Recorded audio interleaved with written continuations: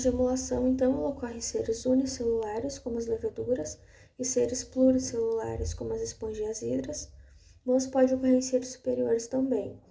Ela ocorre quando esses seres eles percebem que o ambiente ele não está favorável, então a formação de gêmulas, que vai ser abordado posteriormente. Mas para esse trabalho foi-se adotado principalmente as esponjas, até para representar no modelo didático.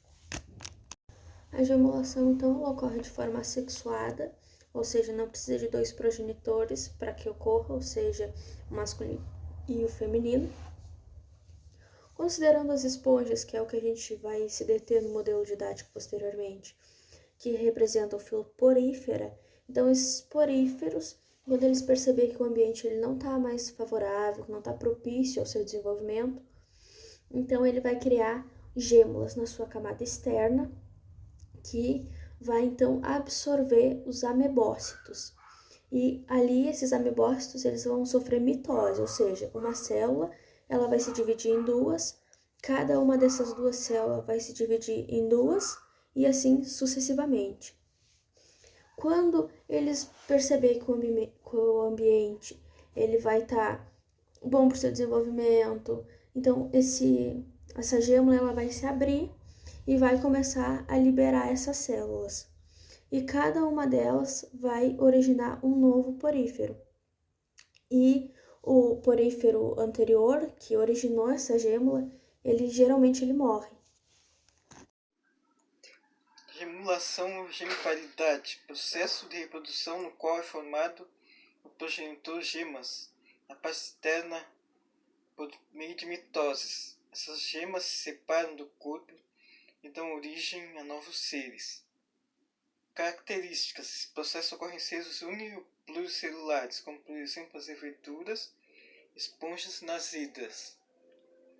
É um processo interno e acontece quando as condições de vida estão desfavoráveis. Como ocorre? Nas leveduras, o citoplasma se divide. Se desenvolve um anel de quitina, onde mais tarde surge a protuberância. A nova célula é expelida através da parede celular, dá origem à levedura. Nos quinidários forma-se uma protuberância, a gema, que vai crescer e se tornar um adulto. O novo indivíduo permanece unido ao progenitor, formando uma colônia, ou pode separar-se e originar um só ser.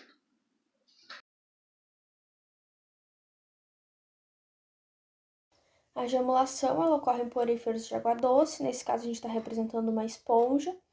E quando esse porífero, então, ele perceber que o ambiente está desfavorável, que o nível de água está subindo e descendo, seca, então ele vai criar gêmulas, que é essa estrutura aqui. Então ele cria essa gêmula na sua parte externa. E aí essa gêmula ela vai absorver e proteger os amebócitos, que são células, né, desse porífero, que posteriormente vão ser capazes de dar origem a um novo porífero. Essa estrutura, então, a gêmula, ela não tem muito gasto de energia, então o porífero ele pode morrer, pode se desidratar, mas isso não vai acontecer com ela nem com essas células que estão no seu interior, porque ela está exatamente protegendo esses amebócitos. E então, quando ele perceber que o ambiente ele já vai estar favorável, aí então ela vai abrir e vai liberar essas células, que posteriormente vão dar origem a novos poríferos. Então, se a gente pegar essa estrutura, a gêmula, e partir ela ao meio, a gente vai ver exatamente essa estrutura. Então, aqui a gente tem a esponja, a gêmula, e aqui é a parte interna da gêmula partida ao meio. Então, aqui, essa abertura, a gente vai chamar ela de micrópilo.